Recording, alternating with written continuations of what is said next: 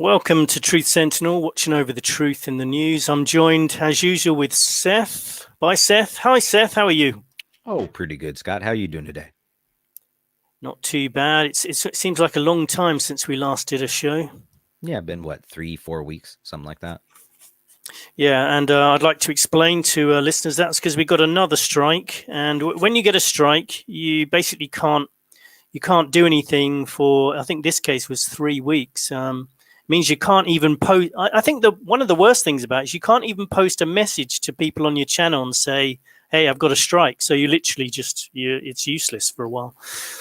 Yeah, I saw recently they had something with that. I mean, I don't really care for his work, but that, oh my gosh, Steven Crowder, who got banned there and whatnot, tried to upload something on like a backup channel of his telling people that, hey, I've been, received a strike from YouTube and all this stuff. And then they took him down for, trying to subvert their guidelines or rules or whatnot. It's freaking ridiculous. It's rules for thee, not for me type stuff.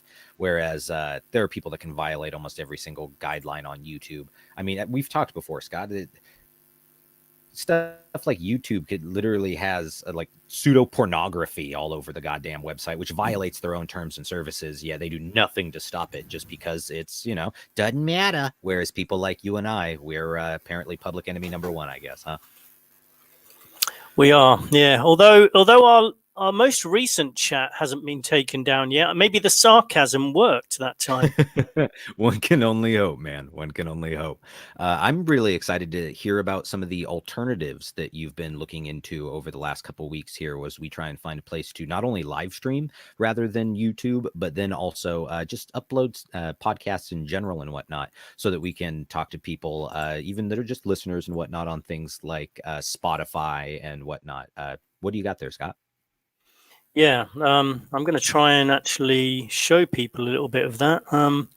Yeah, that's the one good thing that's come out of this getting the strike and having a bit of chance to have a look at other options is that I've set up channels on brand YouTube. If anyone wants to check that out, just go onto Google and type in brand YouTube.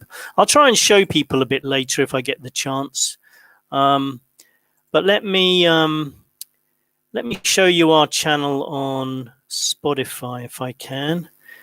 Let me just go there now. I'm just going to share the screen again, just so I can give people a bit of a visual. For people listening on an MP3 or something, I'm just going to show people. But basically, you can find most of these channels just by going to Google, typing in Truth Sentinel, Spotify, or something like that. Let me just show you this one. This is our Spotify channel, so you can see us there. I think one of the good things about Spotify is I think, don't quote me on this, but I think you might be able to download as an MP3 on there. And some of these other channels are MP3 podcasts, but it's good that we can kind of spread the reach to go to places like this. Also places like Castbox. I'll try and put some links to these underneath today's show. So Spotify, Castbox, brand YouTube, which I think is quite good because they specifically say they don't censor. So we've already got some listeners on there as well. So hello, let's say a quick hello to new listeners on Spotify, brand YouTube, Odyssey. I'll put a link for that as well. That's another good one where we've literally moved all our episodes onto Odyssey.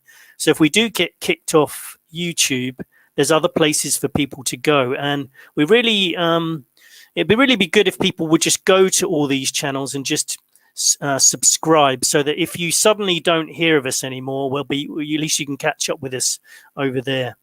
The other good news is I appealed against the last strike, which was actually about an older video that I uploaded talking about how COVID-19 started.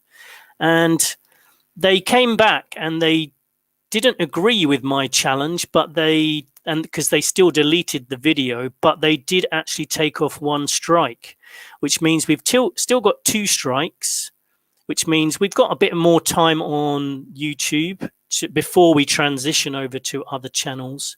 Reminder that we have... Still definitely like to make that transition, though. Still definitely want to make that transition to other sites, though. I don't actually think we'll have much choice. I think we'll get kicked off eventually. But yeah. Although obviously YouTube's good for having a bit of reach and getting through to some new people. So whilst we're allowed on here, we'll probably still at least start our episodes on here. We might even move to another channel at some point. Like a radio station or something like that. So we'll see how it goes. Yeah. Yeah, well, I mean, I'm absolutely up for it, and I know most of the listeners would be there. But as you said earlier, I definitely encourage people to get signed up on either Odyssey, Spotify, brand new Tube, anything that they can possibly get on that can just even something like BitChute helps. Just because it's an alternative and it's someplace that if you stop seeing our content get uploaded, that you can go find us there, which is a hell of an alternative to just nothing. And unfortunately, for a lot of people that are subscribed to different people on YouTube exclusively, you get to notice your subscriber base getting smaller and smaller and smaller and smaller until you've got nothing but normie bullshit and music and cat videos and what's left on YouTube there. Because almost all the actual cutting critique, commentary, documentaries, any sort of stuff that actually had real interaction and numbers behind it has been banned for the most part. And so definitely encourage people to get signed up on alternative websites because it's going to be eventually our only option, man. We are already on BitChute as well. The thing is, like, I'm not going to have time always to upload every single time onto all the different channels. There is one site I found called Anchor, which you can also watch your episodes, which actually distributes the episode to some sites, but not. I don't think BitChute's on their list. But hi to Kieran and Gormonger 2. Kieran likes his cat videos, from what I've heard. Yeah. So that's some of the admin news. Today we're going to sort of talk about any general news that's happened in the world. I did do an interview with on the Michael Deacon show today, and as a way to encourage people to go to some other sites and sign up, that's only available on Spotify at the moment. So if you want to listen to a kind of hour-long interview I did talking about the whole pandemic and stuff with Michael Deacon from the Michael Deacon show, go to Spotify, just type in Truth Sentinel. I think it might be in a few other places. I'm not going to put it on YouTube yet to try and encourage people to go and check out our alternatives because, we don't want to lose all the valuable listeners like Gormonger 2 and Kieran. Well, indeed. And I have a feeling as time goes on, we're going to have to start getting a bit more of exclusive content that goes to places like Spotify for a limited time exclusively and things like that, just to get people into the zone of feeling a little bit more comfortable of getting off YouTube, because YouTube kind of has that complacency blanket type feel where people get used to it for everything. And it's the same thing with Facebook. It becomes hard to get off of it, despite the fact that almost all of the good stuff is going to be gone. Yeah. So. And time for a bit of sarcasm, because that's our new tool to evade the YouTube administrators. We do actually love YouTube. We're not saying we don't like you. Yeah. Actually, if YouTube weren't so stupid and trying to censor everything, it'd be a great place to stay. But we have to kind of look for alternative places. Also, I was talking to Seth. I was talking to Seth before the show about Patreon and maybe doing some exclusive interviews and stuff at some point, which would be kind of donation only or something like that. Not to say we've never really been in it for the money, because if we had been, we'd have been seriously in trouble. We rarely beg for donations or anything, but there are some kind of admin costs sometimes. Like if we want to stream on brand YouTube, you have to pay. Say it's not much, like $20 a month, but honestly, I at the end of each month I have nothing. So we're going to do some exclusive stuff, and those people that want extra interviews and stuff can maybe donate and get some extra stuff, and we use that's the small donations to live stream on some other sites. Anyway, we're going to talk about some things that happen in the news. I'll start off by I'll start off by talking about the volcanoes. Have you heard about volcanoes erupting in Democratic Republic of Congo? No, I hadn't. Oh God, let's get into that. Well, I've noticed. I swear this is just another indication that we're in the final days and the final days of the Earth, and I think the Earth's probably gonna explode. I think next year. That's probably what's going to happen. Yeah. So there's a volcano erupting at the moment in Democratic Republic of Congo. Thousands of people have fled their homes. And there's pictures on the BBC website. At least you can believe some things maybe you see on the BBC website these days. I think we can generally believe incidents like this and maybe some of the facts and figures. That's about all we can believe on the BBC website these days, unfortunately. Yeah. Well, so I thought I'd kick off with that. I was going to say, I don't doubt at all that would cause any sort of a diaspora of people, because absolutely you'd have to evacuate. I mean, I've gotten to see stuff of like footage and whatnot from back in the day of Mount St. Helens up here, and there were a few people that decided to just, oh no, I don't need to move, the volcano eruption, it's not that big a deal, right? And those people are all gone now. So nature doesn't seem to give a shit, but it certainly it's very doesn't. sad to see those people go, and I wonder how this ties into stuff. I don't know if this is necessarily end of days stuff and all that, right? But it is still too bad to see. You got any particular angles on that, or is there anybody trying to, let's say, capitalize on that in any particular way? Is it making COVID cases worse? No. When it comes to COVID, I thought we could quickly discuss the Indian variant, which is the Indian variant. The Indian variant, which is obviously going to kill everyone on Earth by probably next week, I think. Kieran like says, a bad fucking sitcom, daytime fucking TV soap opera. I just noticed in the chat that Kieran said Congo, biggest area of unexplored land left in the world. Hopefully Godzilla is on his way to destroy everything. I think that's a valid point. Yeah. So the Indian, if Godzilla doesn't get us, the Indian COVID variant will, because how much faster does it spread? Well, apparently not much faster. But the BBC have been spreading, for the last 2 weeks, have just literally been spreading lots and lots of fear about the of what's happening in India and the Indian COVID variant. I'm sure it's got nothing to do with those needles that they're trying to get in everyone's arms. Not that we're saying that people shouldn't want them. And I'm sure it has nothing to do with them using it as a thing to get people off of the streets despite all the riots and protests and whatnot. I'm sure it has nothing to do with quelling civil dissent. It seems to be very much so related to health and human services, right? Because there's no ulterior motives government would have for anything like that, especially not in an unstable country right now that's experiencing massive civil dissent. I can only imagine. Well, yes. I mean, the government, most of the time throughout history as well, have literally been looking after the health of their citizens. That's all they do, really. Well, I wonder, Scott, and I think we've talked about this before, but I want to bring this up again for some listeners, again, on Spotify and other places that can't necessarily see the picture that you just had up there from the BBC. But the obsession of these people in the media with having the ball covered in little triangles. You know exactly what I'm talking about, Scott.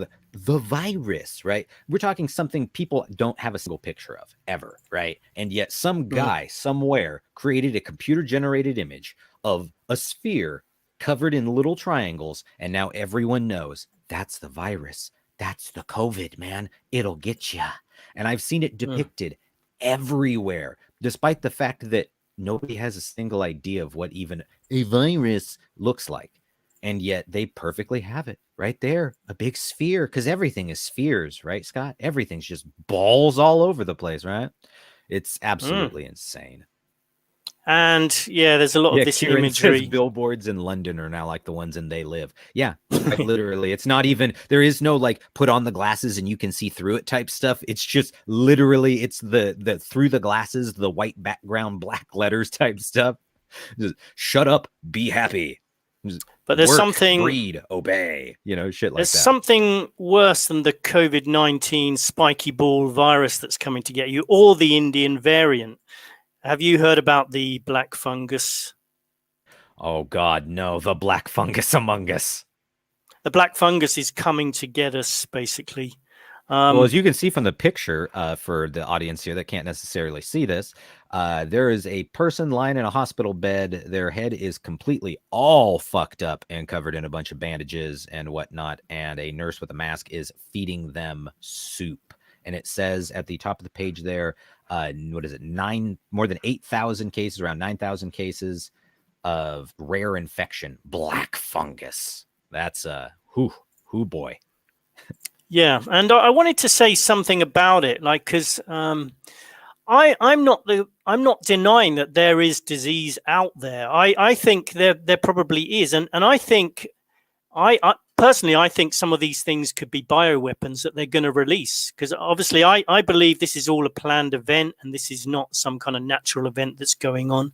And the black fungus thing, I'm not kind of dismissing the idea that people may die of this, but I would say it's probably a bioweapon that's being released.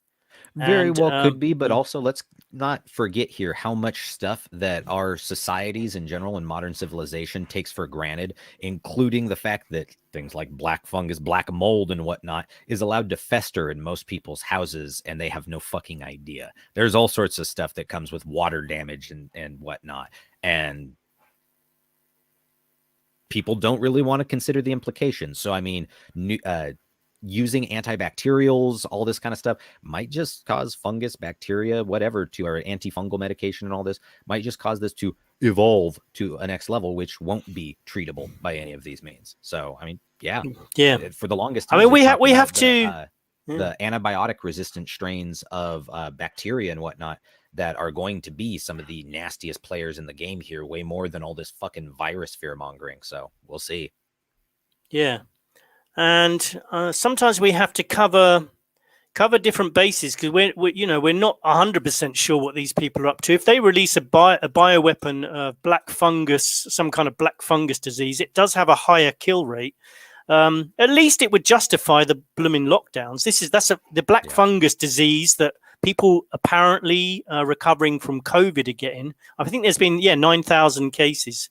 I don't know. The fact they used the word black on it really definitely makes me think that they could try and use this as some stupid black plague bullshit, man, for the fear mongering. They could, because of all the connotations of the word black alongside it.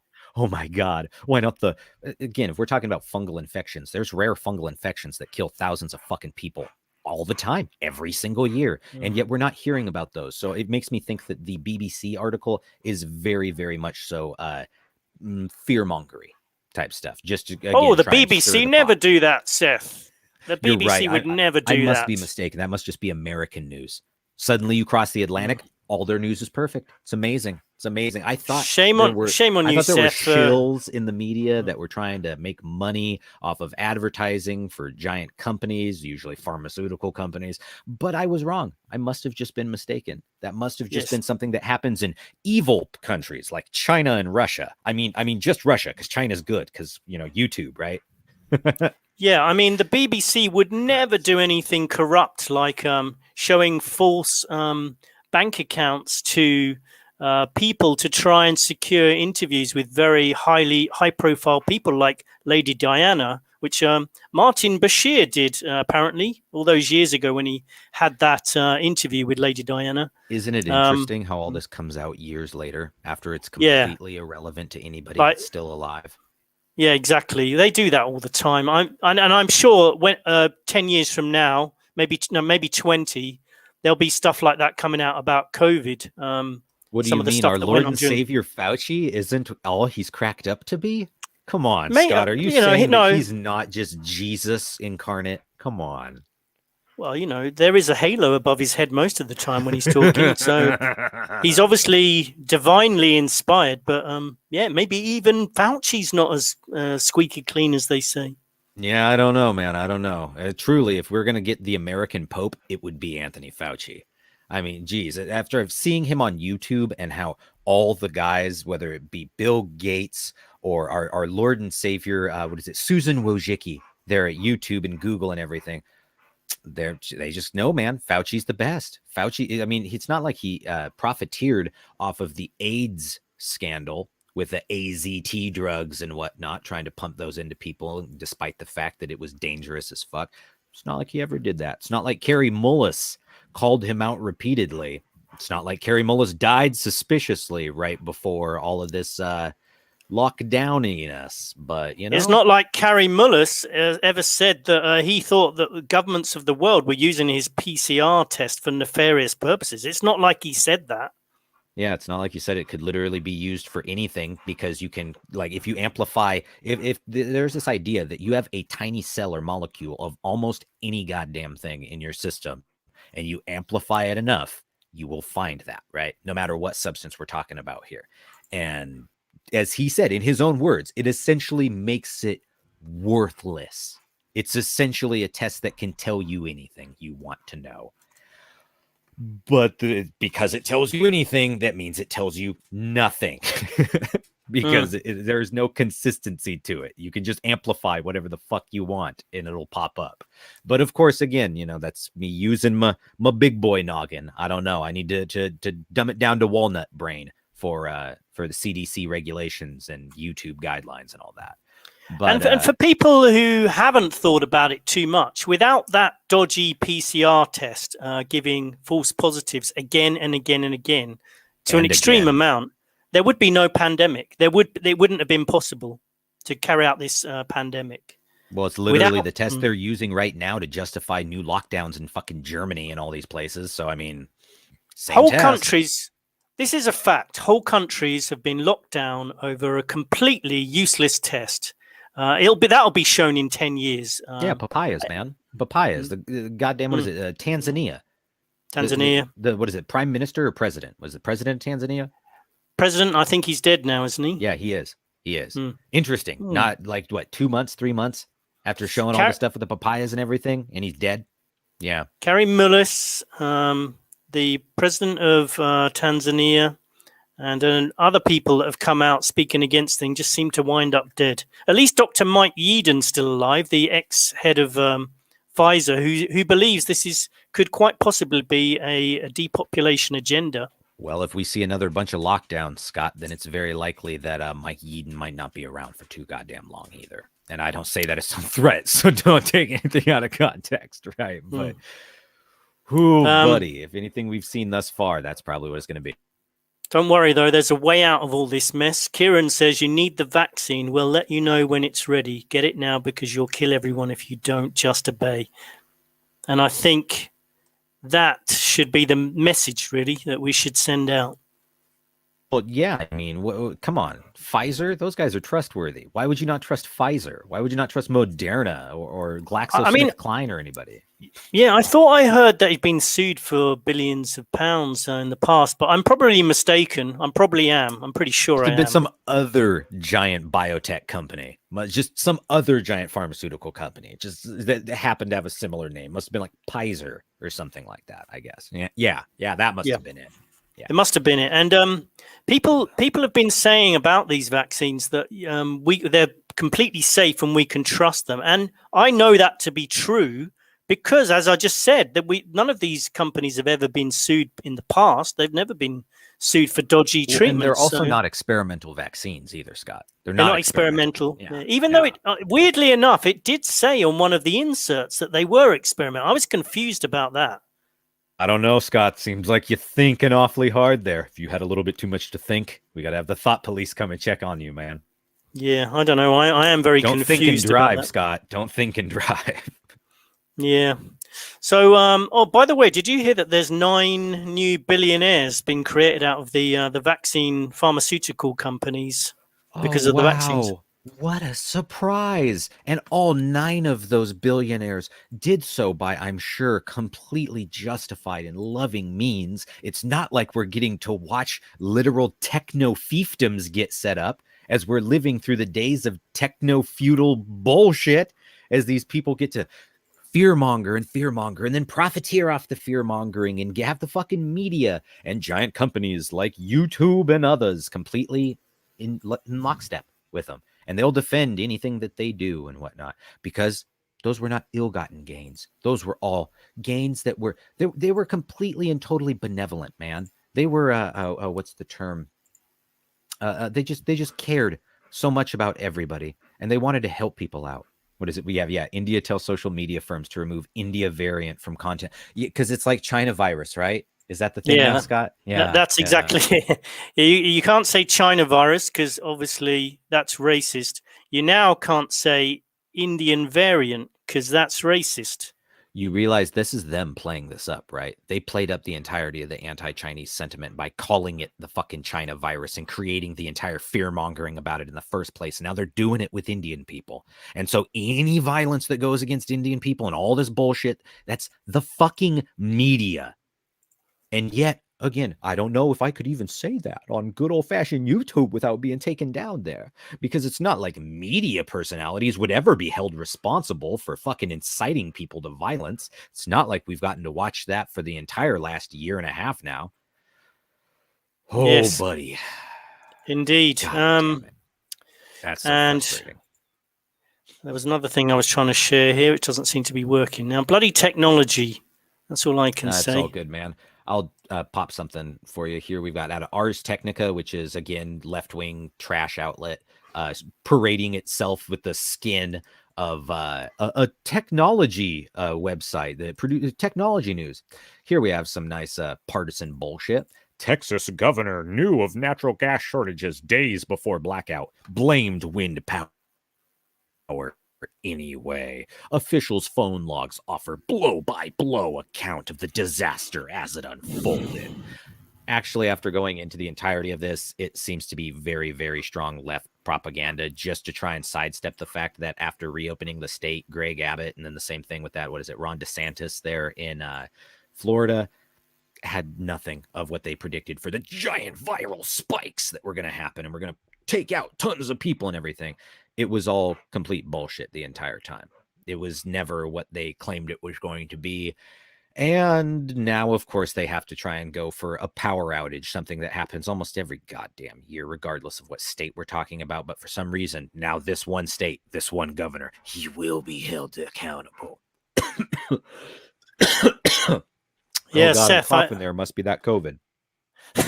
Seth, I think I've just got rid of all the people who are in the chat room, and I think there was a small glitch in the episode there.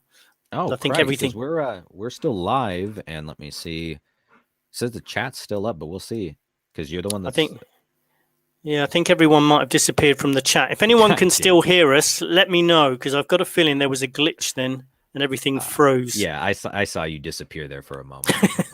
So if anyone's still listening, I think people are still listening. Please say hello again in the chat, because it's all blanked out from my end. I think it's because I tried to share the screen. It's obviously those people. It's probably people trying to stop us from saying things. It's probably just technology fucking sucks, man.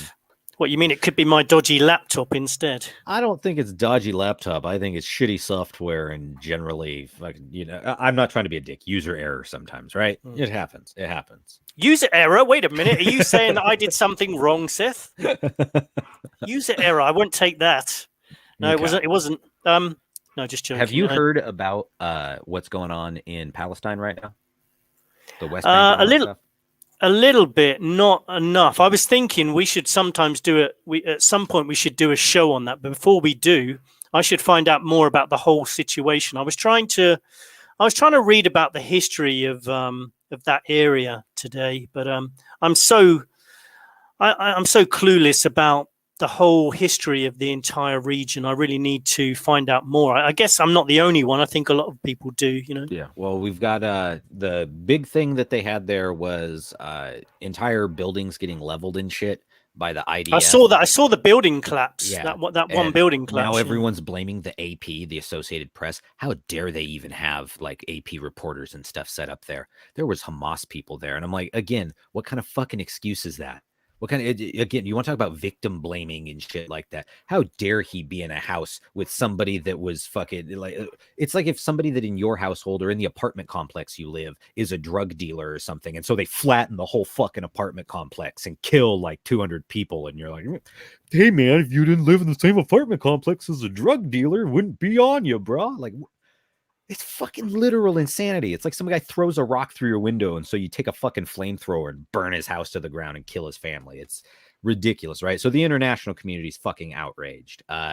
Israel is trying to claim that it's Hamas rockets, as always. But of course, again, as usual, the Hamas rockets kill nobody, cause no fucking damage, do nothing, right?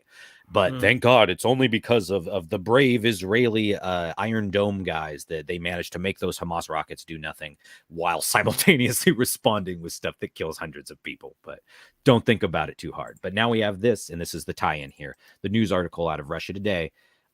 Meet the outspoken rabbi who says Israel is a monster that should be removed from the map. This is, oh my God, how the fuck do I say that? Niturai Karta is a Jewish group whose controversial solution to the bloodshed in Gaza is to bring about the end of the Israeli state. RT.com spoke to Rabbi Yisrael Dovid Weiss, who explained why they think this is necessary. It's not often you encounter a rabbi with a Palestinian flag pinned to their jacket, but then Niturai Karta are anything but conventional. They're a religious group of Haredi Jews whose name in Aramaic means protectors of the city. The city in question is Jerusalem, and the group is founded on their refusal to accept or recognize the state of Israel. Confused? One of their main figures, Rabbi Weiss, explained their position to RT, saying, quote, Zionism is the transformation of Judaism from religion to subservience, from subservience to God into a material concept of nationalism. This is unacceptable to the ones who want to serve God. In order to create this nationalism, they are removing God from the equation. Quote, we were warned by the prophets that we would be expelled from the land, and that happened with the destruction of Jerusalem 2,000 years ago. We are not to return in mass. It's a godly decreed exile, and we are not to rebel against any nation we reside in. We are to be loyal citizens and pray for well-being of the land that is our hosts. We should also never make any attempt to end exile. For those unfamiliar with the Torah, the central part of Jewish Bible, these sentiments may be fairly revolutionary. Niturai Karta believe they are following their holy book and that leaving Palestine was an act of God. They also think their religion commands them to publicly protest against what they deem transgressions in the name of Judaism. They particularly want to make people understand that there's a fundamental difference between an Israeli and a Jew. Rabbi Weiss continues, quote, Zionists' goal was to have their maternal state, and whatever stood in their way didn't bother them. The Torah said, thou shalt not steal, so every concept of Zionism is breaching the Torah. They knew our religion does not call for us to take up arms and take over the land. On the contrary, we are forbidden. Israel was formed in 1948 and following year was admitted into the United Nations. There's a widely accepted narrative of how Israeli forces seized the land and property of the Palestinians, who were mostly Muslim. This was done under the premise of creating, quote, a national homeland for the Jewish people, and the British government had set this in motion during World War I with the Balfour Declaration. So, I mean, that gives you, again, if anybody wants to check this article out on RT, this is Meet the Outspoken Rabbi who says Israel is a monster that should be removed from the map. It's an article by Chris Sweeney and came out earlier today. I just saw it there. I've seen that Rabbi Weiss guy several places before, but it was interesting to see this finally get covered because it illustrates something that I've tried to make the distinction of for quite a while there, is that not all Jewish people are down with the nation of Israel or down with the idea of Zionism or the trying to bring about end times prophecy and all this sort of stuff. Whereas there are people that are into that. There's a whole hell of a lot of them, but it's the same thing as Christians. There's not every single fucking Christian out there is obsessed with end times prophecy and bringing it about and fucking it just like it seems to be good, in my opinion, that there are people that are willing to speak out against radicals, regardless of what religion or ethnic group or anything like that they're a part of. And I think that's kind of cool. But again, you know, it's RT, so it's a certain amount of propaganda. And because, I mean, it's Russian propaganda, literally. So take it all with a grain of salt. Well, I think it's good to have opposing views anyway. I think that's what we're starting to lack in society. It's like it just seems that you've got to have one mainstream view and agree with it. Team, or you're not a part of the team at all. And if you're not a part of our team, then why do you even exist? That kind of insanity. Yeah. And it's good to have debates on everything, you know, even on this show. We've had debates in the past. I actually quite enjoy having a relaxed debate about certain points and things, and maybe we can do that in the future. You mentioned propaganda there. Well, I mean, The BBC. Oh yeah, BBC. I don't. It's again, we've talked about this. It's so weird to me that there are people that think the BBC is not propaganda. Like, Oh, the BBC are one of the biggest propaganda channels out there. I mean, have a look at this one. I'm just going to quickly. Maybe I shouldn't share anything ever again after what happened last time, but I'm going to try. So this looks like one it's working. is. This is a typical propaganda piece from the BBC. Wow, They that's love tasteless. having these dying messages from people. They love doing this on the BBC. Look at this person in bed here dying. This one is an India COVID dying mother's final message. But the message is basically from the BBC. This is all about getting the vaccination. That's all it's about. Believe. It's all listen and believe. I think channels like the websites like the BBC, news organizations like the BBC, and anyone who's spreading all this fear, I hope some of them will go to prison in the future. I really do, for what they've done, the fear they've created, you know. Well, yeah, even seeing here in the United States, there are certain places where the lockdown is ending, and they're of course trying to bring about, wave 2, right? And because you and I are aware that this is a big long-term agenda, they're going to try and string out the lockdown stuff for as long as they possibly can, because it's about bringing first world countries down to the state of third world countries as a part of that Agenda 2030 and eventually Agenda 2050 stuff, because they're trying to bring us all down to a same level of equal poverty with a certain amount of mega billionaires. Our inflation will probably be so bad they'll be fucking mega trillionaires at that point, right? But those people will be the ones running all of society, while people like us will just be the uber poor pieces of crap that are willing to sell one another out for something so simple as a piece of meat to eat, or $100 or whatever the hell they use in the future. But Seth, everyone's coming out of lockdown now. It's all going to be okay in a few months. This whole pandemic's over, and life's going to go back to normal, isn't it? It's weird because life could have been normal in the entire first place, where people said no. And in places like Sweden, life never left normal. It's still actual normal there. And in places like Florida, life never left normal. Well, Florida wasn't exactly fucking normal to begin with, but, as an American, I kind of just always have to say that, because if you keep up with American news at all, there's always seeming to be something involving a Florida man and the most ridiculous shit you've ever heard in your entire life. Like, Florida man rapes alligator or something like that, right? So I mean, I don't know that Florida's ever been normal, but the fact that they didn't have the lockdown there, and that so many other states that either had the lockdown for a short amount of time or didn't have it at all, and they're all free now. And just saying, it seems like there's a pretty big difference over what they want you to believe it is and what it actually is. Because they want you to believe that, oh, well, things will get normal only because we had the lockdown. And if, we decide to allow them to remain normal only because we had the vaccine, then things will, of course, become normal. So, it was only because of us. And that's the whole thing. That's their whole rationale, is they have to try and take the narrative back up. Here in the US, at least, I'll say where I'm at, these motherfuckers have dropped the ball and lost the narrative with everybody that is not an absolute tard. Because you have to be completely fucking brainwashed at the moment to still be getting strung out or strung along by somebody like Anthony Fauci at this point. Because there are lots of people that even called me fucking crazy, straight up thought I was retarded when all this started. They thought I was just like spewing conspiracy bullshit and just like, same here. Same here. Like from the first week, I knew this is literally going to be people's lives for the next 10, 20 years.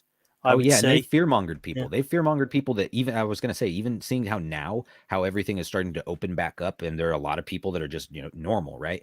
There are still select groups of people and little tiny families, little tiny sects of people and shit that bought the entire propaganda hook, line, and sinker, that are so fucking afraid they will not take off the mask. They will wear the mask while they're in their car. They will wear the mask at home. They will fucking use the goddamn Purell on their fucking hands every day, that completely and totally wreck their immune system and their body and stuff, and just fucking flood it with toxic chemicals. But hey, it was all because the government, man, and they're just trying to keep us safe. And so I don't need to go out and see my friends anymore. I don't need to go out and have a family gathering. I'll just sit here at home. I think I actually called this out when fuck, man, if there's a broadcast from like February or March of last year, I guarantee you, if somebody listens to that, I called it out at one point of there will be a point years from now when we're having to literally go in people's houses and pull them the fuck out because they can't take care of themselves. They can't do anything, right? They're literally like shock therapy type shit and completely like battered wife syndrome, right? They've been psychologically so absolutely fucked up by the government and by media at this point that they will be afraid to go out to interact with one another. There are people that have fucking plastic curtains and shit separating their family and them when they have dinner or whatnot, if they even saw them. Others, well, we'll just have a video Thanksgiving. That is some of the most pathetic shit I ever heard in my entire life, and I will never be a part of it, man. I've gone in person to everything the entire time, so sue me. Anybody got a fucking problem with it, they can eat it, man. Okay? Some people are so stupid. I heard a caller into a London talk radio the other day, and this is what he said, right? This was I heard this on the Richie Allen show, actually, to give credit to Richie Allen, the Richie Allen show. He was playing a recording of someone who called into LBC radio in London, I believe. And basically, this caller was a total believer in the whole pandemic, and he was really angry with unvaccinated people, and basically saying that they're so really selfish. And some of these examples he gave one of the examples was like, he said, "Look, you should go out and get vaccinated.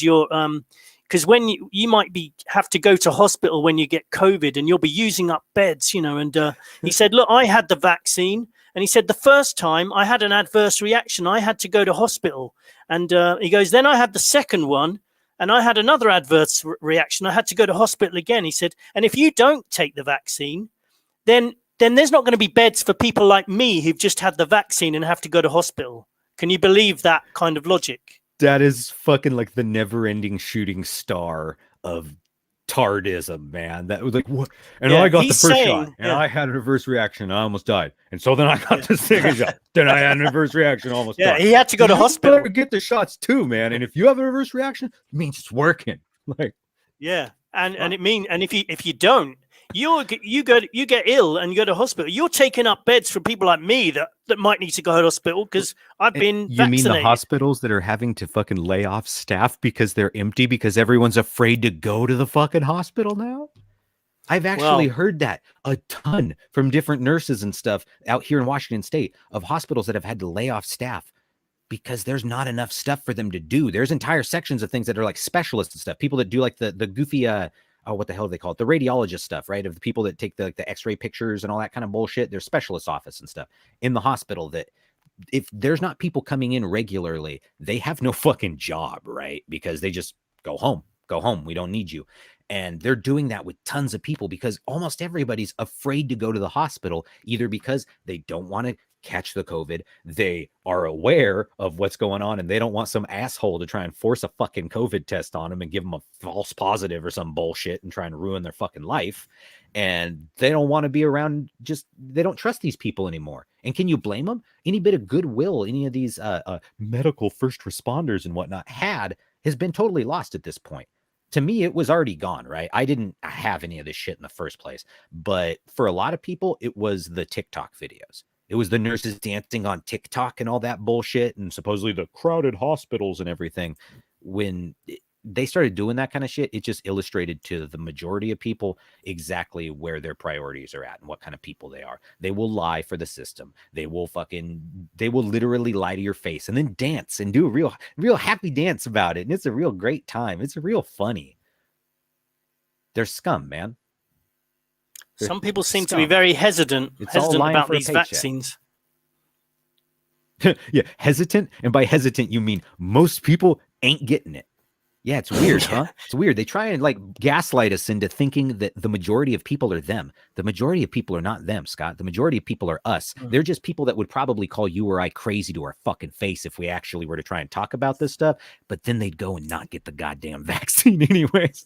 Because no matter what, I would literally rather be the guy that everybody calls crazy and everybody's like, oh, he's fucking insane and all this stuff. That they instead, on that little bit of like base human preservation level somewhere, they just don't get it, man. They don't get it. They don't go along with the poison programming. I'm okay with that. I'm okay with that. Even if I played the tiniest part in that, even if I get 0 credit for it ever, that's still, that's beautiful, man. Knowing that we are the majority of people that aren't down with getting just fucking poisoned for corporation and government and industry and whatnot is, it's a spicy meme, man. It's good to be a part of a group of people that are not fucking lab rats. Say that right now, because I certainly have no idea what the fuck they got injected into them. Every last one of the people that have been down with the vaccine stuff, I have no idea what the fuck they got injected into them. And they don't. I guarantee you the doctor that did the injection or the nurse that did the injection, they have no fucking idea what was injected into them either. The only people that even know are some of the Pfizer employees or Moderna employees that I'm supposed to trust.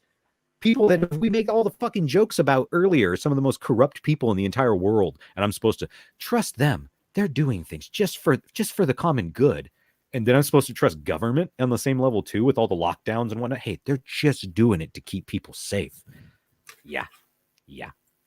I was slightly concerned when I looked up the drugs that are in the lethal injections that they kill people with on death row. There was 3 main ingredients to the lethal injections, and I was slightly concerned when I found out 2 of them are in some of the COVID-19 vaccination jabs. Is that anything to be concerned about? You're thinking too hard, Scott. You're just thinking way too hard right now. I mean, you got to get the thought police to come over there, and some billy clubs, Keystone Cop. Pop you right over the head there, and just don't think about it so hard. Don't think about it so hard. Yeah, one concerning development here in Thailand.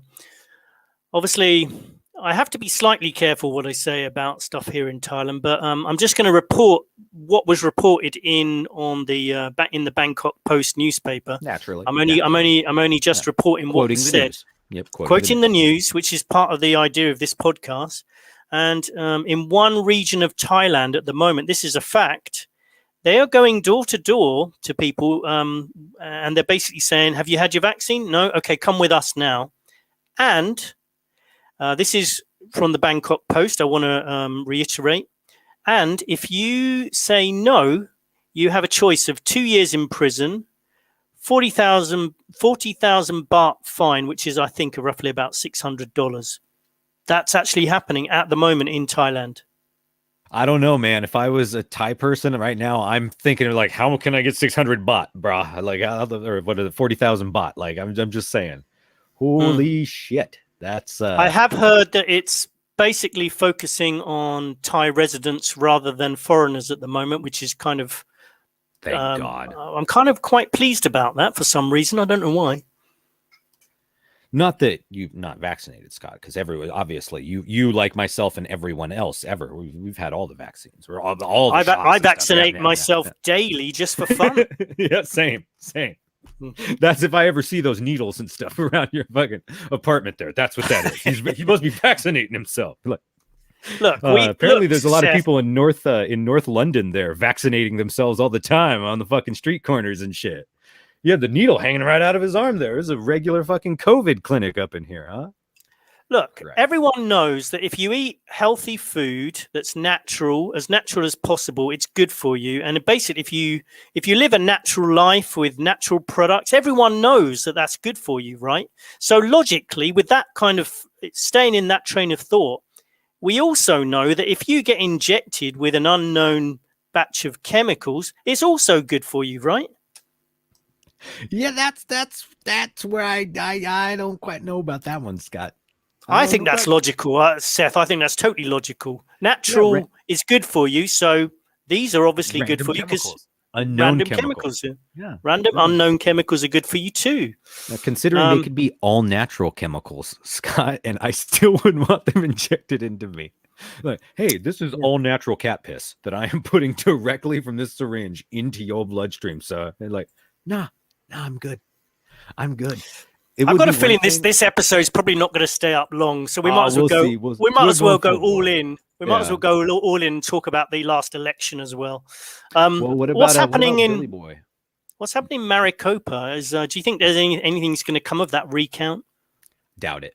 I so fucking doubt it, man. At this point, I doubt Trump is coming back on this tip. They're going to. Oh try no, and not get him on necessarily Trump 2024. coming back, but do you think they're going to say? I actually think that they will discover that there's something dodgy. But I think the media are already in. Even this article, I think it's the Washington Post. Yeah, I think they're already ridiculing it. So yeah, regardless of what they come out with, the media are just going to be going to clamp down on it and just say it's all a joke. Yeah. Well, and I think a lot of the court stuff, despite the fact that Trump put all these people in the courts and stuff, all these different judges, you didn't see that really come to fruition at all with any of this election stuff. It almost everywhere got completely thrown out of court on ceremony and all this type of bullshit. And it's pathetic to see. And again, I hate Donald Trump, but I'll say it. God, well, I'm sad to hear that. Even say, but I honestly think he's a better president than Joe Biden, and I can say that with full confidence. Well, that's good news because President Trump will be back, according to the QAnoners. He's going to be back as president within a month or two, so you're going to be okay. Really? Hasn't QAnon been saying that for the last like 5 months now? No, this time it's true, and yeah, this time it's true. This time. I listened to a speech by Biden the other day. Did you listen to the one he gave to the Coast Guards? Where was that? What's the backdrop? I don't know. I don't know. But basically, it was just on I think it was on the BBC or it might have been CNN. I had to laugh. It was basically a speech where he was talking to the Coast Guards, I think, and he quoted Ronald Reagan, something that Ronald Reagan had said. And nobody laughed. It was supposed it was supposed to be something that he expected a clap for. Yeah, he expected a clap. Nobody clapped, and so he got angry and he was like, "Hey guys, come on! You're not going to clap that?" Yes, I did see that. I did see that. That was, and it was just like, wow. That was an example of how uncharismatic he is and kind of borderline uncomfortable to listen to. Borderline uncomfortable. I'd say anybody there that's I sometimes use the word borderline. Goddamn. I sometimes use the word borderline as sarcasm again. Yeah. But there's a lot of fucking people out there that when you see them, if they aren't directly getting a paycheck standing next to Joe Biden, they look like they're standing next to Hannibal Lecter or something. Like, this is one of the creepiest cats you can find, and that's the president, the most popular president ever. Right? Yeah. He did very well. He can't get 17,000 views from the official White House like YouTube or YouTube channel or any of this stuff. Can't even get 17,000 views on his latest live stream and all this kind of stuff. Donald Trump could do something like, again, Donald Trump goes on YouTube, or back in the day, go on YouTube and just endorses some political candidate for some rinky-dink role in, let's say, Colorado somewhere for like seat for Congress. That right there would already have like 200,000 views, 300,000 views the second it drops, just because it's Donald Trump and people want to listen to that. Nobody cares about Joe Biden. It's what makes it even more uncomfortable that they want to go with this idea that he's the most popular president ever. He's more popular than Obama, even. Like, and what? And at the same time as this whole COVID pandemic nonsense, this kind of stuff has been occurring too. I mean, it's ridiculous to suggest that nobody should be suspicious about the result. You shouldn't question it. I mean, how retarded can you get to say that a guy with, like we've just said, has no charisma, and there was no visible evidence that anyone even liked him. There's probably some people out there who are anti-Trumpers who voted for him for that thing, but that'll only take you so far. But we're led to believe that so many people voted that the key swing states got overturned, and he became the most popular president ever. And that happened, and you're not supposed to question it. It's inconceivable. It's ridiculous. You're muted, by the way, Seth. I was going to say every single, you're cool. Every single bellwether metric and every single town, every single county, every single state that normally is an indicator of like who's going to be the actual president was wrong this time around too. So let's not forget that other part. So almost every single thing about this stinks to high hell. But screw you, can't question YouTube. it. Screw you, Yeah, YouTube. That seriously. it's ridiculous that you say that we're not allowed to say this, and you're probably going to delete this episode. You Well, and then bunch they of try and tie us in with like tossers. the QAnon stuff. And that's the thing that pisses me off so much with that is that it's not only is it extremely obvious that there's some fishy business with the election. I mean, to put it mildly, right? But then to try and tie it in with people that are on some tip of Trump is in Mar-a-Lago being the secret shadow president. You think that's the same fucking idea or mindset at all in terms of news? Do you think any of that is even in the same world space? And yet, again, hey man, it's all the same to YouTube because anything that's against the main narrative is, conspiracy theory. I hate it, man. Yeah, I this hate it. episode's definitely going to get taken down. So let's Oh, go all out. The Biden Okay. laptop story was another example, and I gave an example on. I don't think we've discussed this, but I gave an example when I had a chat today with Michael on the Michael Deacons show. This has never happened to me before, where I tried to when I was looking through the Biden laptop videos and stuff. I tried to share it with someone on Facebook by pasting the link. And as I pasted it and clicked send, it disappeared. So I thought that's weird. So I pasted the link again, sent, it just disappeared immediately. So Facebook had obviously made an algorithm that for those weeks to stop people sharing any links to do with the Biden laptop. Yeah, well, and they're partisan as hell. They already said that during the, 2016 or 2017 thing they had with Google there at, I believe it was like a congressional hearing that they had that they called Google and YouTube and Twitter and all these people in to explain, how do we stop 2016 from happening again? And again, no shit. That these very people are invested in destroying the life and career of a politician that made them all look like fucking morons, that made them look completely inept because every single thing they did to try and shut it down did nothing. Because imagine that. There are things that are more powerful and more popular than the goddamn internet. I know all these, Silicon Valley types don't dare want to mention that or admit that, but that is the case. And again, I say this as somebody full disclosure that can't fucking stand Donald Trump, that thinks that he is a complete bloviating asshole that is full of it, right? That didn't represent one iota of what he claimed to represent. But I still am not going to just be like, okay, whatever. The media just completely fucks this guy over and lies and stuff like that and tosses him to the wolves. And so it's okay. It's okay. Yeah, this will be better. There is no 2024, 2028, any of this type of stuff. There is only an entire, let's call it a douching of the system, to put it politely. Because either a lot of the bad goes or it ain't going to change, because I see no change for Trump in 2024 at all. Yeah, absolutely. And I mean, I've never voted anyway in my life because it's a total joke. The whole system is a joke. But there may have been some elections that weren't severely rigged, but some of them definitely have been. And for me, a lot of elections are rigged before people even vote, because if you control the media, you control the result of the election. You don't need to rig it. But I think they might have needed to rig that, the one we were discussing earlier. Yeah. I'm not suggesting they did. I'm just saying they might have wanted to. Well, yeah, they could have wanted to. They could have needed it. It could have been very important to them. Could have, might have, just for the algorithms, just in case you picked that up. It's really hilarious to me that CNN and all these people would do this, though, and be a part of this, considering it fucking killed their meal ticket. As you watch Don Lemon and all these people step down and CNN literally crumble from the inside. Same thing's happening right now on MSNBC and all these places.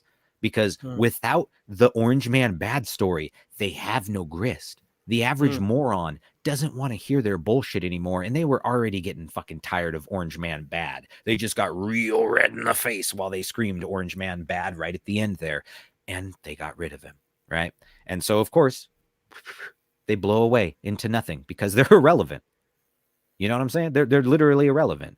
Mainstream media has been irrelevant for a long ass time. And if they didn't use government and, more importantly, fear mongering with all these goddamn, the latest disease, the latest terror threat, the latest international debacle, or the latest celebrity scandal, any of this type of stuff, without that sort of shit, they'd all be gone. Because stuff like what you and I are doing right now, even though, yeah, we're obviously small time, is still, if you notice, what is the big game right now online? Where is everybody going? Stuff like Joe Rogan podcast and shit like that. That's the sort of stuff people are listening to, which is pretty much the exact polar opposite in terms of production value and all this kind of shit as CNN. Even though, yeah, I would think that Joe Rogan is fucking propaganda bullshit and that he has a lot of fucking douchebags on his show and all this stuff, but that's not the point.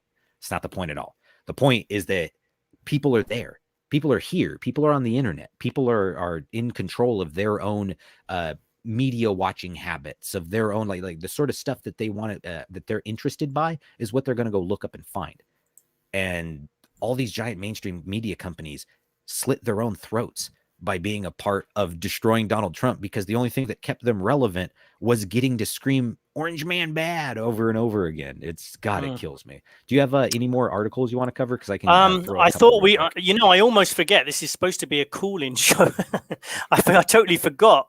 So I wanted to just give this, remind people that part of because we're probably going to only have another sort of 15 minutes or so. So let's just remind people that they can come and join us. I'm going to share the link in a sec.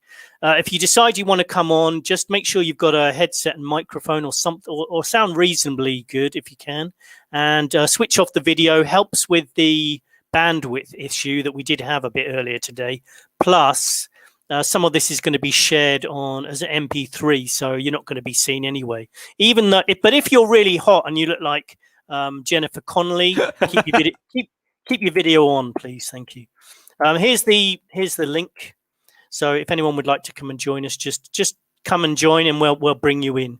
So yeah, no, I haven't really got too much, but I did also want to remind people that may have joined halfway through the show that we have got we are setting up channels on different websites now. I'm going to put details on our website as well, www.truthsentinel.co.uk. I'm going to try and put all the links of under this video as well on YouTube as to the places where you're gonna find us if we do get taken off YouTube. And I'd almost be surprised if this episode isn't deleted, because we've said all the things we're not allowed to say literally on this episode. So well, that's the point, isn't it, Scott? To come out swinging, to make sure absolutely that people know that we're serious, and that if you want to find more of this right here, what you're listening to right now, subscribe on these other websites. Even if you have to make an account, I understand it's 5 minutes, it's bullshit, but whatever, man. Your email, your name, your confirmation thing or whatever, and boom, you got an account, you're set up on something like Spotify or whatever. That sort of stuff helps us big time, because it lets us know how many people are actually really in and listening out there and whatnot. Because YouTube's algorithms, and this is something I'm sure Scott's experienced, and anybody right now that's listening on something like YouTube or watching right now on something like YouTube can just go and look at how many people we have per episode watching, with view count and all this type of stuff. Then look at the subscriber count. Look at that. You realize mathematically, metrically, it makes no fucking sense that you're getting less than 10% of your viewer count per episode or per upload versus your subscriber count. It's not possible unless YouTube's algorithm is set up to keep even your own subscribers from being able to see your content. And that really seems what it's like. So no, that's definitely happening. YouTube are deliberately suppressing and not spreading, not helping channels that talk about stuff they don't want people to talk about. That's a fact. I think they even admit it, right? Yeah, well, exactly. That's the sort of stuff that bugs me when people act like, oh, no, they're completely impartial. They're just a business. They don't have any sort of political motives or social motives or whatever. It's like, what are you talking about? These guys literally brag about it. They openly brag about how they think people like us are scum, and just fucking that we dare to have the wrong opinions and all this stuff, so that they can claim that we're hate or whatever, and then take us off because we're ists, phobes, fill in the blank, whatever sort of bullshit term they can come up with this week to try and demonize somebody. But if I can here, we got a couple news articles I'm going to try and run through really quick. I was going to get you to share, if I could, a thing from InfoWars here, which talked about the mysterious death of Dr. Fauci's most notable critic. If you could bring that up on InfoWars, you'd find it there. And it's just a little short video, because I was hoping for an article here, but instead it's a little short, like 1 minute or 2 minute video from InfoWars there, detailing Kerry Mullis, a little bit about him, the PCR test, his criticism of the PCR test, his criticism of Fauci, and then some history of Fauci and stuff. And I thought that was solid. So if anybody wants to go look that up, highly recommend it. If you can get it to play on here, we can play it maybe, I guess, but at the same time, I don't want to I don't want to ruffle Jones's feathers or anything like that and have them be like, you can't use my stuff, or God forbid, piss off YouTube by using fucking InfoWars stuff and getting taken down. Well, I just found it, but guess what? When I click on the website, this is what comes up. Let me just show you this. Oh, this is going to be good. Really? Can you see that? Really? It's using a security service to protect. You can see the thing you were talking about in the search engine. It comes up, but when you click on the link, you get error 1020. The website is using a security service to protect itself from online attacks. Creepy. Considering the only reason I still have this up right now is because this has been up for the last. I've had this page up for like the last hour or so. So I mean, that could be, they might have taken it down since. It might be on your end that in like Thailand they don't have it. Oh yeah, it could be Thailand that they don't want people to see that. Yeah, Aussie might join us. If you want to join us, Aussie, we're probably only going to be going for another 10-15 minutes max. So come and join us if you'd like to come and say something. In the meantime, while he's getting that sorted out, so we had that stuff of Fauci. We have media says dogs can sniff COVID on a person. Can they also identify vaccinated people who are shedding? This is out of naturalnews.com. You know what is more accurate than a PCR test for the COVID-19? A dog's nose, according to a new study. Yeah, I find that stuff very dubious, considering allegedly, I'm still trying to get to the bottom of this, that COVID-19 has never been properly isolated. Yeah. Doesn't it remind you of a Papers, Please type thing? Like, we have the hounds here to sniff out your viruses, sir. It certainly does. Sketchy. We were talking about worst case scenarios a couple of episodes back. Yeah. I think that episode might have been that episode was deleted actually by YouTube. That's when we went through all the reasons why we think the COVID pandemic was planned. But basically, I've forgotten what I was going to say now. Never mind. Virus sniffing dogs. We have virus sniffing dogs. It was related to that. What was I going to say about virus sniffing dogs? Oh yeah. How can the PCR? How can the tests be accurate if COVID-19 hasn't been isolated properly? And how can dogs sniff for COVID-19 when it hasn't been isolated? So there's lots of things that don't add up. Yeah, what are they sniffing for? Probably the common cold, I would imagine. Or not even that, or just they have a dog. I'm trying to be generous to the dogs. I know, it's just a dog they have fucking trained to bark occasionally, and it's just literally like some dude steps on the dog's foot, the dog goes, bah! Like, see, steps on his tail, yeah. Fucking A, man. It really seems like that's where we're at right now, but now they want virus sniffing dogs at the airport, according to Professor Jean-Marc Trullier. Oh my God, how the fuck? Trillier? Wow, that's a hell of a French last name. Yeah, I don't know. Yeah.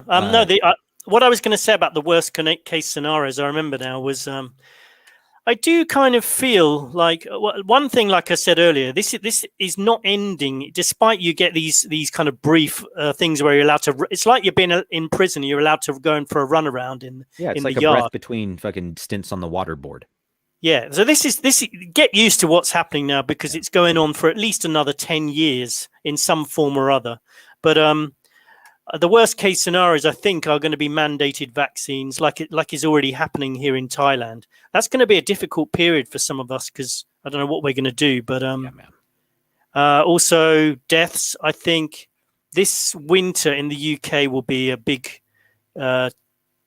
telling factor as to how quickly they're going to try and depopulate the planet with these vaccines, because I can't see any other reason for this ridiculous propaganda campaign with the vaccines. They have in Ohio, they have a fucking $1 million lottery to get you to take the vaccine. They had, New York's governor there or whatever, sitting there. No, it wasn't governor. It was the mayor of New York City himself there, that Bill de Blasio, sitting there eating fucking French fries and stuff, like, get hamburgers for free if you get your vaccine and stuff. This has got to be, it's got to be the most ridiculous vaccination campaign I've ever seen. And if you're not suspicious about what's going on, you think, oh yeah, I'm going to have the vaccine. You are so clueless. I don't even know where to start. If you're not the least bit suspicious about this. And then we have Bill. wonderful good old Bill, who's apparently getting divorced. That's one thing that's been happening there since last time we talked. Is, my God, poor Bill, not Bill Gates. Oh God, no, him and Melinda. Oh, but apparently, Belinda. good old Belinda there are splitting up, and so Billy Boy, the same guy who wants to invade every single aspect of your privacy, including being able to track the very movements of things inside your goddamn body, wants you to exercise some discretion and stuff and give him a little bit of privacy when it comes to his divorce. He's tired of all these people talking about his divorce and stuff. It's really upsetting him. I find and it's quite natural for hilarious. somebody. It's quite natural for somebody like Bill, who one of the richest people on the planet, to be obsessed with making family sizes smaller around the world and making the population smaller. That's a fact. You can tell that from his quotes. Huh? Doesn't he have like 3 children? Yeah, but that's his family. It doesn't matter about that, does it? Oh. Yeah. I remember once, I believe it was Ted Turner was the guy that when I think it was Luke Rudkowski or Rudkowski, whatever his last name is, asked him about the fact that he has 4 or 5 kids, some shit like this, and yet he's championing China's one-child policy system. The second he brought that up, this dude's eyes fucking instantly flare and it just goes rage, because to them, they know what you're suggesting when you bring it up.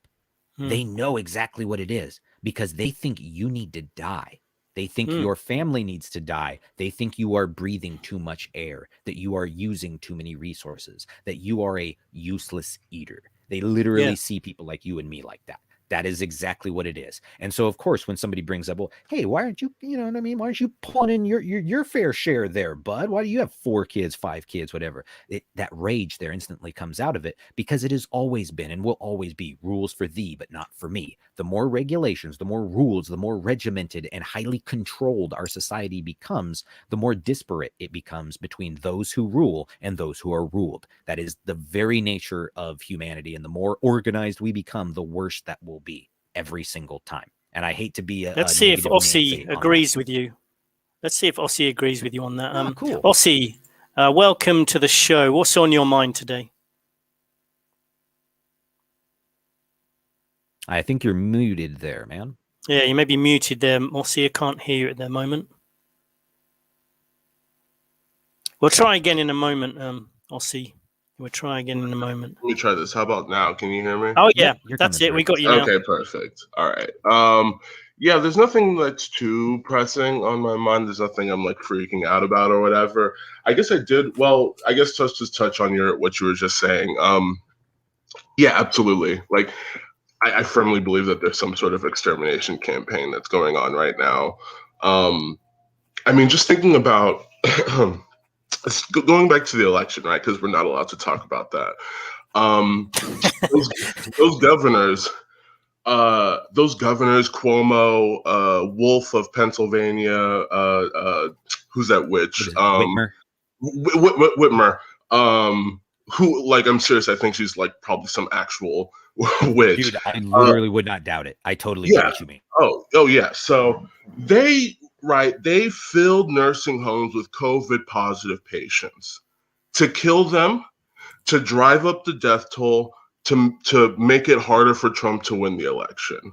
So if you think that these small-time governors, I mean, Andrew Cuomo had a freaking ship that he could have put people on, and he decided to put them in nursing homes and kill people. If you think that these small-time governors are willing to kill tens of thousands of old people just for some possible political gain, that they're not out to kill more people, that they have no problem killing third worlders or poor people, or what do they call them, useless eaters, or whatever these things that these ruling class call us. I mean, you're a fool. Like that, if you don't think that, like, these people who just killed old people for just blatant, like, it's blatant. There's no other reason that this happened. And the fact that it was coordinated among Democrat governors even gives more truth to that. So of course they're out to exterminate. I mean, of course that, let's say, even if they're not out to exterminate people, they have no problem doing so. Let's put it that way. Well, because to them, they're not immoral. They're amoral. They don't think they're doing anything wrong because they don't think that there is a right or wrong. They're just doing what they got to do. And, you know, if they step on some people to get there, then so be it, right? It's, oh my God, it's like a bad Twilight Zone episode, but real. Oh yeah, it's pure utilitarian moral relativism. The ends justify the means. They have rationalized this so completely in their mind that it's, you know, it doesn't even matter. And again, I hold to the I believe that, you know, even people just to seek political office, you already have to have like a drop of narcissism in you. Yeah. I think so. I mean, or some sort of complex. And I'm not saying that every person in politics is some evil psychopath, but a that good they might amount have of them some are. tendencies. That as a psychologist, they might definitely It certainly have some helps. tendencies. It for certainly real, yeah. helps. Yeah. Oh, I'm sure the upper level. I mean, let's be honest. It's just disproportionately. They're disproportionately psychopathic, I think, in politics.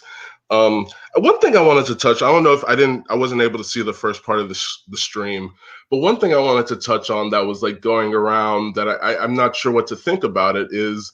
I'm sure you've seen these videos of people with the magnetized arms when they got the vaccine, and like honestly, like. My knee-jerk reaction is like, I'm not sure if that's real. I'm not sure if this is some sort of hoax Same. of people like putting tape on a fucking on a magnet or whatever, and like, oh look, you know, it's magnet. It's like a really easy trick to pull off, and it's like there's enough. And it can make people look stupid real quick too. Yeah, it feels like sort of another QAnon thing where it's like, you know, it's sort of like with QAnon, it's like they what do they call it? They made Manufacture it. Yeah, they made it ridiculous to think that powerful people are sex trading children or whatever. Yeah, poison the well. That's the term. Poison the well. Yeah, exactly. And so now I feel like these magnetized vaccine things are like, no. There's plenty of things that are worrisome about the vaccines before adding like, oh, it's magnetizing you. I think that is a red herring, a diversion. It's a way to make people look stupid. You know, that's well, I mean, just as the guy Scott had talked about there on the radio show and everything like that, these people talking about having horrible side effects over and over again, but that just means it's working. But then somehow they want to get you to be talking about magnetized arms and stuff like that. In reality, it's the very thing that it's like hiding in plain sight. You know what I mean? It's like the elephant in the room of all these people with all the reactions and stuff. But then they want you talking about the magnetized people and whatnot. Though, I guess there's a possibility that it's not BS, but it does definitely sound fishy, though. Yeah, I think you've always got to have an open mind that it could be one or the other. It's either done deliberately to make people look stupid, or I noticed the BBC or someone was saying that it's rubbish, which means you've always got to double check, because if the BBC in their weather forecast says it's going to be sunny tomorrow, you need to go out and you need to check. You need to get your umbrella out, basically, because it's probably going to rain. Yeah. Goremonger 2 agrees with you as well there, Aussie. Says, yeah, poisoning the well is what I thought when I saw the magnet story. So, yeah, big time. Yeah, that's what I thought too.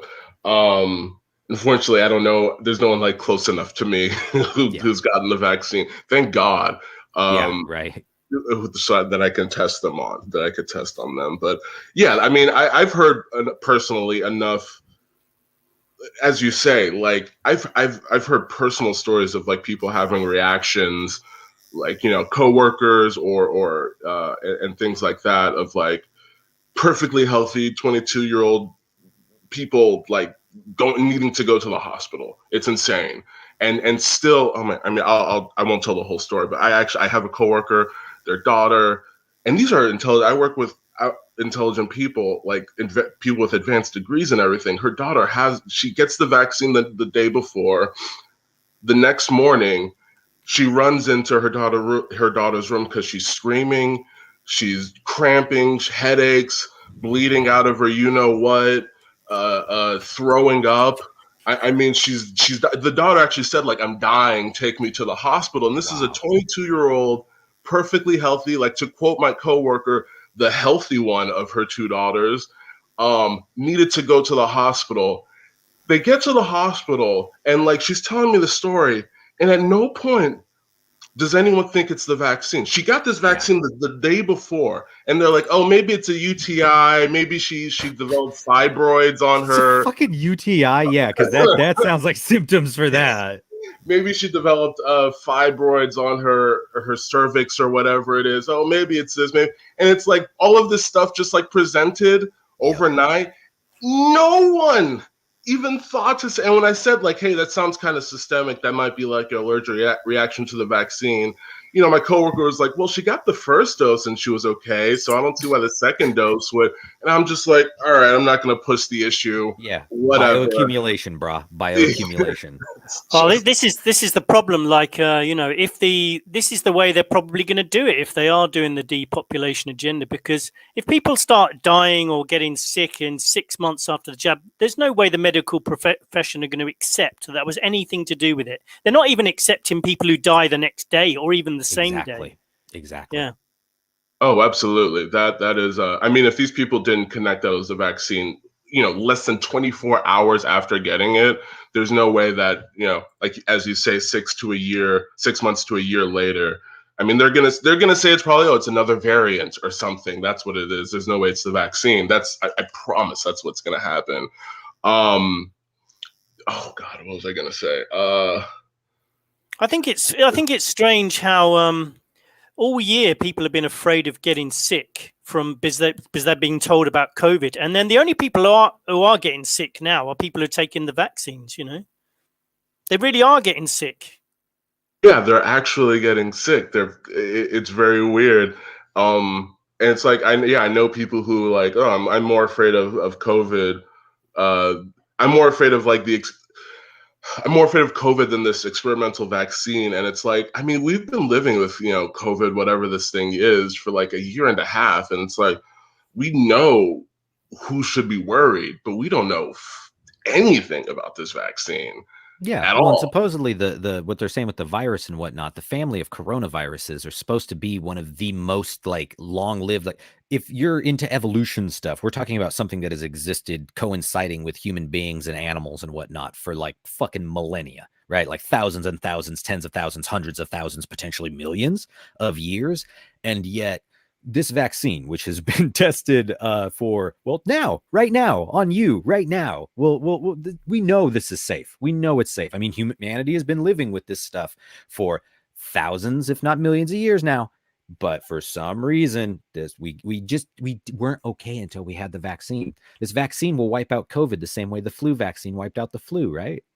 And the people that have been appearing on TV, I saw there was a mainstream news channel I saw earlier today, and they were talking. They just brought up the fact that someone had just died from after having the vaccine. So they brought on an expert and said, "Should we be concerned about this?" And the expert just went, "Oh no, this happens all the time. I mean, you know, these are just background events. You know, we're vaccinating so many people that just because someone dies on the same day they have the vaccine, it's going to be coincidence." Have you guys noticed a theme of famous people that are dying within like 1 to 8 days after taking this fucking vaccine, first or second dose? Like, it's really creepy, man. And the news is totally like gaslighting the shit out of everybody, even when their families are like, "Nuh-uh, he didn't die from a heart attack. He got the vaccine, and the next day he's fucking dead." And you're like, "Well, no, you don't know that, though. You don't know that." You're like, "Yeah, okay."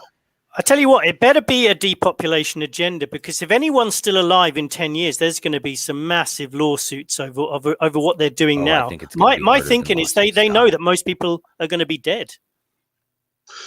Yeah, I'm really afraid to see what's going to happen, you know, in like a year or two. It's really worrying. It's very terrifying to think what could potentially happen.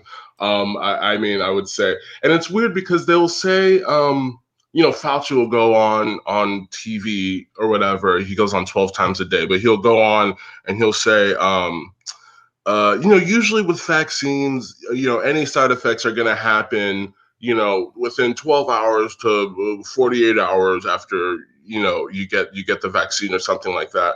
And it's like, yeah, with normal vaccines, but this is an mRNA vaccine. We don't know what the hell is going to happen or how long it's going to take to happen.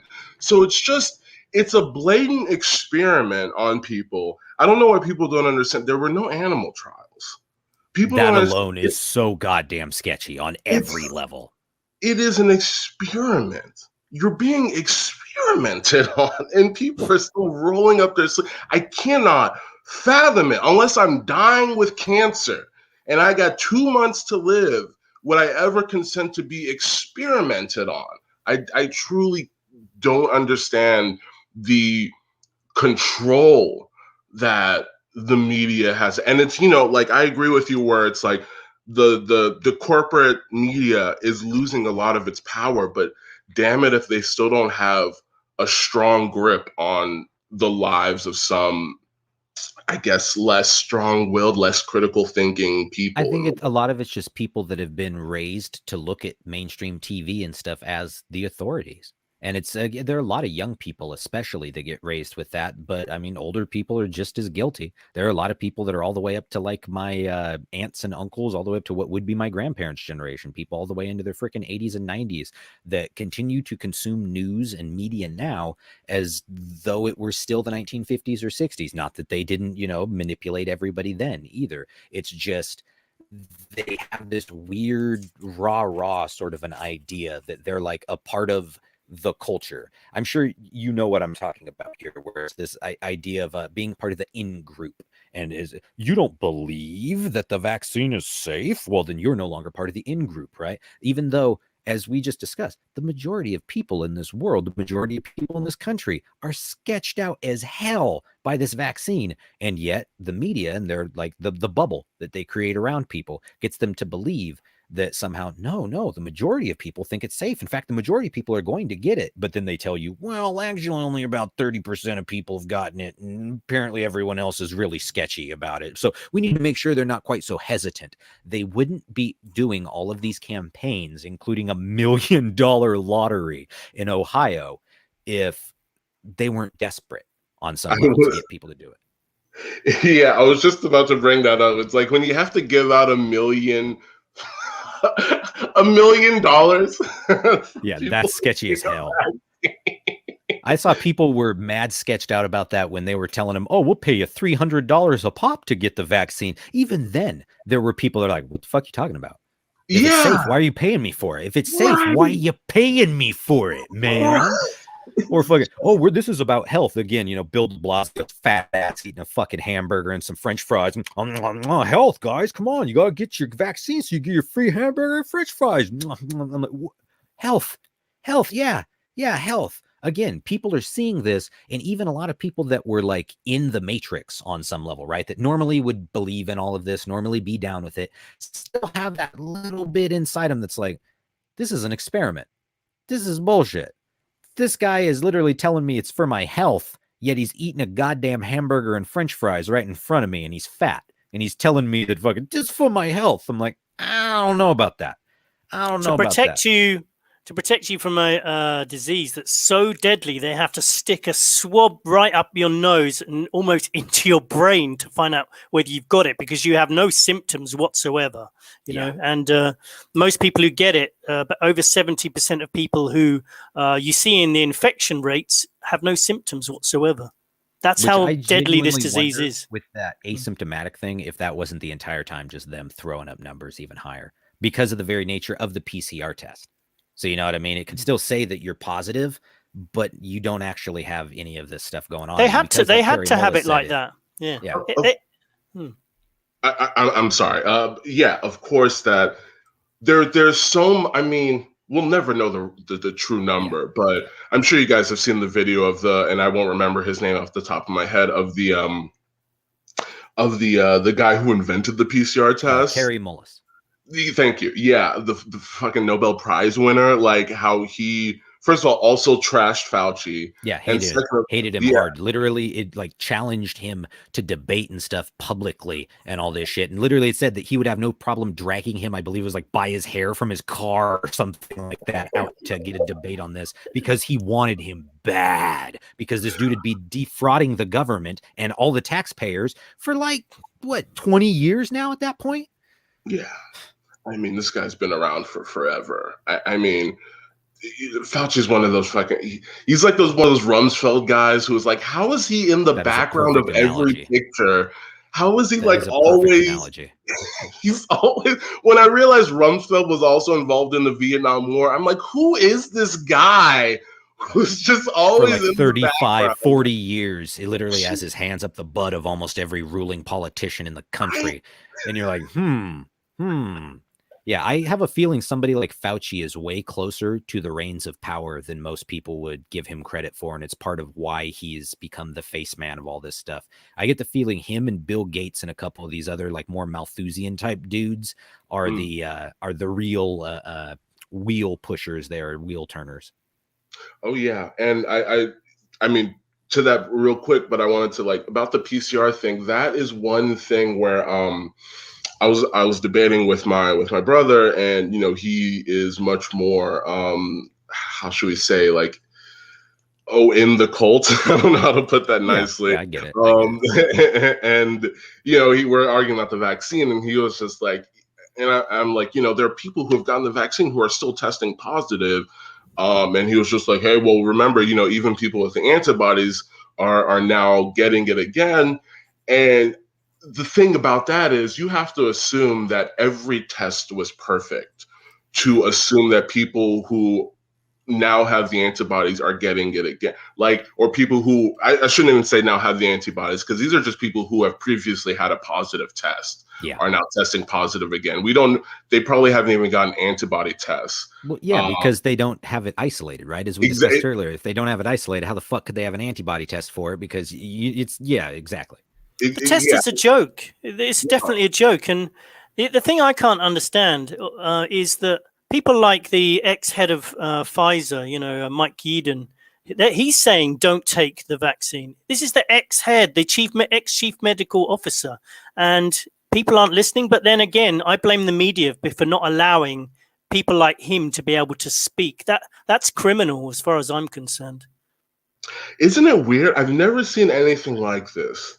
And I work in the sciences. And, when you see things like Fauci just summarily changing the amount needed for herd immunity. It's 70%. I just took a freaking class at the college, and I was reading the book, and I was like, herd immunity is 70%. And I'm thinking in my mind now, I'm like, I should just buy a bunch of textbooks pre-2010 before they just start changing stuff in science textbooks, because now Fauci said, oh, it's 90%. You can only get it through vaccines.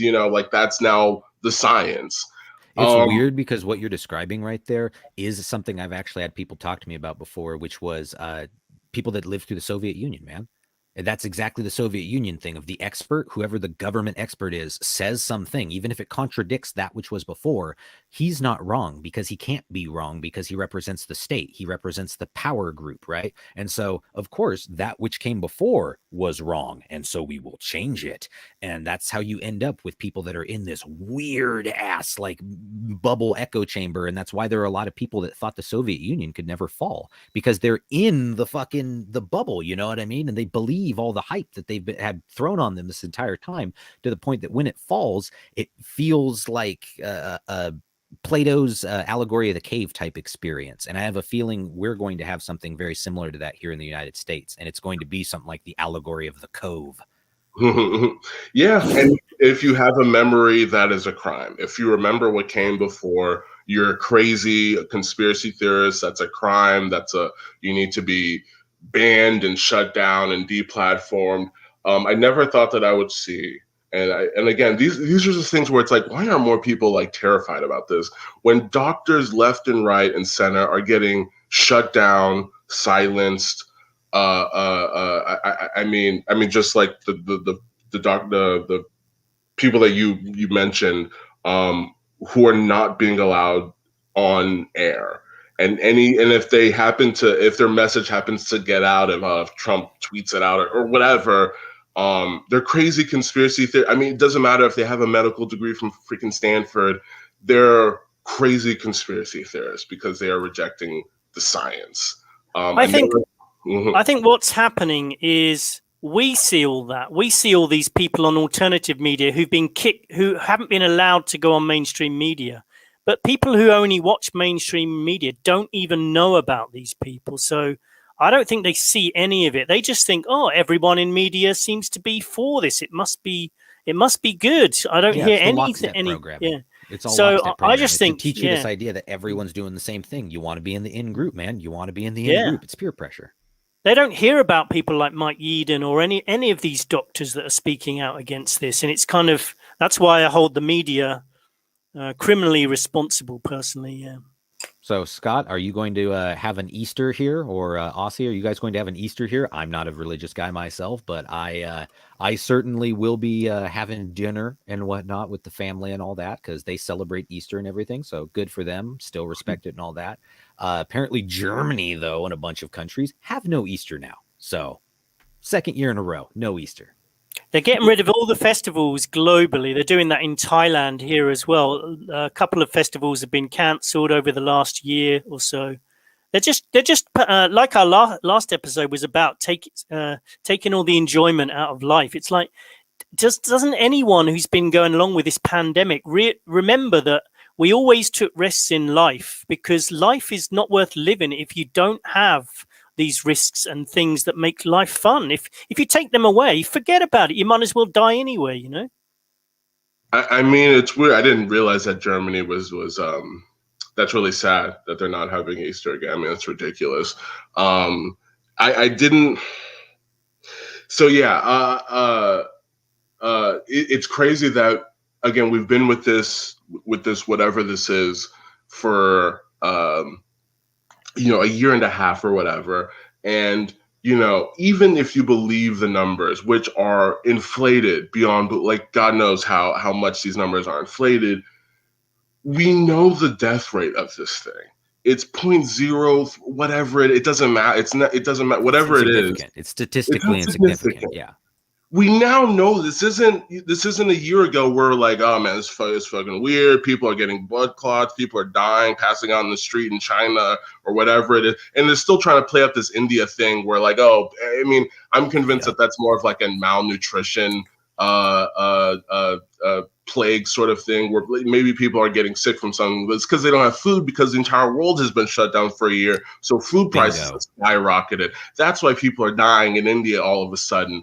But we know the death rate of this thing, and it's less than other diseases that we, like the flu, and like this has never happened before for something with a death rate so small. It's very strange. And it's like, now that we know the death rate, now that we don't have to be afraid anymore, we have therapeutics. As much as they try to vilify convalescent plasma, ivermectin, or hydroxychloroquine, or all of these other things, they work.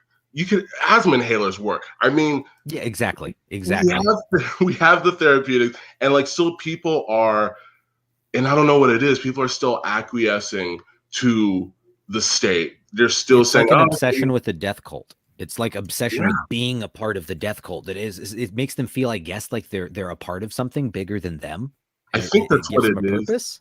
I think a lot of these people are, at least this is my guess about why these people would willingly go along with something that just doesn't make sense, how they would like listen to news that is illogical or clearly manipulative, is, as you say, they don't want to look stupid, so they will not they will not use their rational mind. They are afraid of looking stupid. They think they're in the in crowd. They think they're on the inside. They probably have a degree or two. They probably have a fairly nice life. And they just don't they're afraid of being cast out. And I don't know why it's such a huge part of a lot of these people's psyche that they are afraid of looking stupid. I don't know. I can't think of anything else that it is, because it's like, but if you're right, who cares if you look stupid? I guess that's my philosophy. And it's like, I that's the only thing I can think of, that they'll go along. I don't know. It's some sort of, I don't know.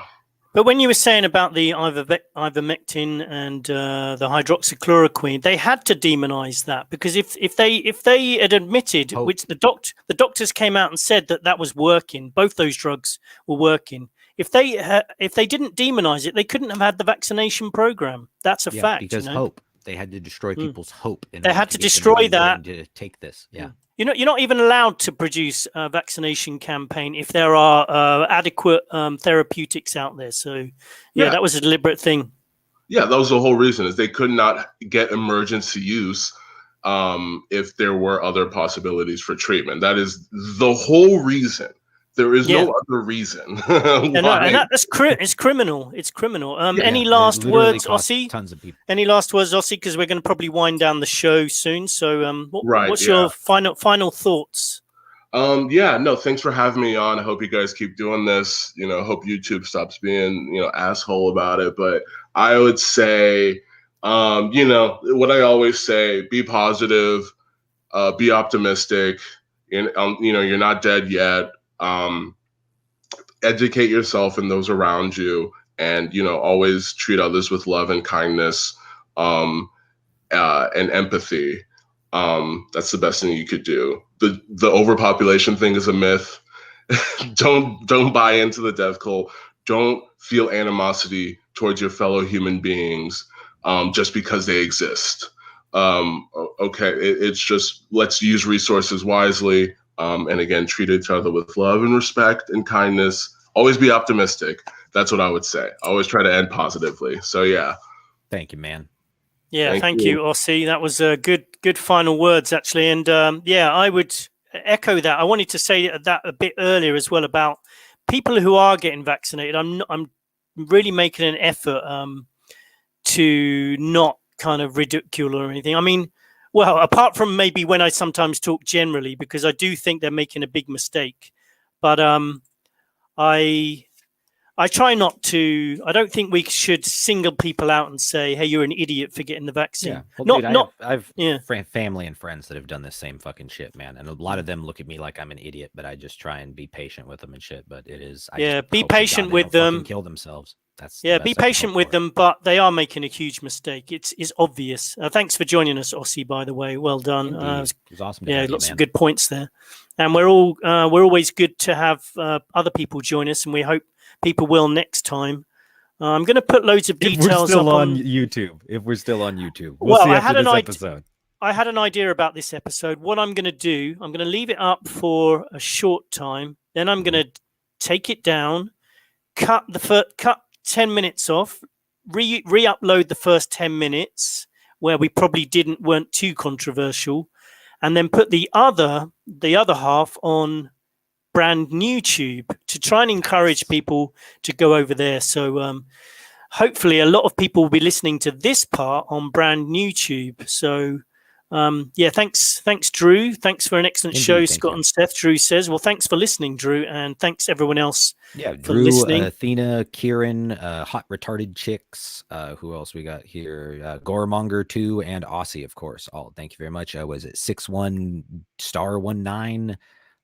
Who else? Anybody else? I'm forgetting their Last Unicorn. Definitely big ups. Thanks for joining us in the chat here.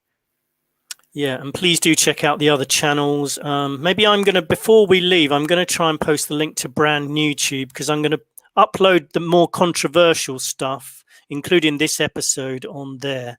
Let me try and send you the link in the chat so people can go and sign up there. Remember, we're also on Spotify now. So go and find our channels on Spotify. There's a new episode. There's a new one hour interview I did with Michael Deacon. You can check that out. And we talk about some similar points that we talked about in today's show.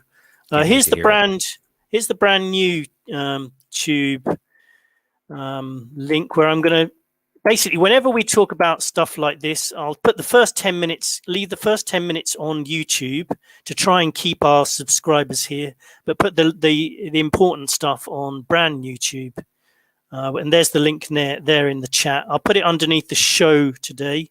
I'll try and put all the links, the links to our Spotify channel, because we still might get kicked off YouTube. We did have some good news. They took off one of the strikes, so we've got two possible strikes, and we've got our other channel. So subscribe to all these places if you can. If you do really would like to donate to us, we do appreciate it. there is a reason to donate as well. Brand YouTube, you have to pay to stream. So if we do get kicked off YouTube, I'm going to have to pay for certain channels, not only brand YouTube. A lot of these streaming sites that you have to pay monthly amounts, and I have nothing left at the end of the month. Can you get your violin playing, please, Seth, at this point? I was going to say we could start a Patreon, and that's definitely one thing there for people that are willing to like pay, even if it's only like $2 or $3 for exclusive interviews and things like that. Yeah. So I'm going to set up Patreon at some point. So shows like I did with Michael Deacon on his show, 1 hour interview, talking about how Truth Sentinel was set up and what we do, and talking about the pandemic and everything. That can be found on Spotify at the moment. So if you go and search that out, I'll put the link in the show. Thanks for joining us, everyone. We've loved having you, and we hope to speak to more of you on some of these call-ins at some other point. Take it easy, guys, and let's leave on a positive note. Okay, I do think we're all going to. Lots of people are going to die over the next couple of years, and we're probably going to be forced. Some of us are going to be forced to be vaccinated. But enjoy yourself, enjoy nature, get yourself fit and healthy. There's still lots of enjoyment to be taken out of life. If you get yourself strong and fit and healthy and learn self-defense, maybe you can fight them off when they come for us. Seth, maybe you can do better than I am at the positive stuff. Live free, live well, die free, die well, brother man. That's all I got for everybody is live free, live well, die free, die well, because that's all we got in life. And I'm not going to be quite as negative on Scott on this, but I'll leave that for my positive note. Hope everyone has a wonderful afternoon there, and we will see you in 2 weeks' time. Peace. 2 weeks' time. Thanks, Ossie, for joining us. Thanks, everyone. Goodbye.